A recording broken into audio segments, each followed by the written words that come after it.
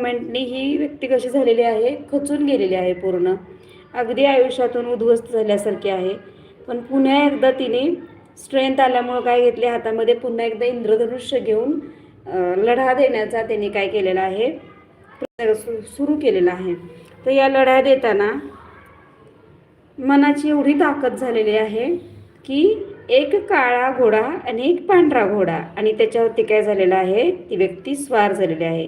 म्हणजे काय की एक आपण म्हणतो ना द्विधा मनस्थिती, की घोड्या मनाला लगाम, मनाचे घोडे थांबतात का, विचार असतो अविचारी येत असतो, विचार असतो अविचार येत असतो, एक चांगला विचार असतो एक वाईट विचार येत असतो. मनाच्या काळे पांढरे म्हणजे एक वाईट विचार म्हणजे काळा घोड्याचं प्रतीक दाखवले, आणि पांढरा घोडा म्हणजे चांगल्या घोड्याचं प्रतीक दाखवले. तर मनात येणारे विचारांना लगाम घालता येत नाही, ते लगाम उधळतच आहे. बघा घोडे कसे उधळत आहेत, स्वैर उधळणारे घोडे इथे असे शांत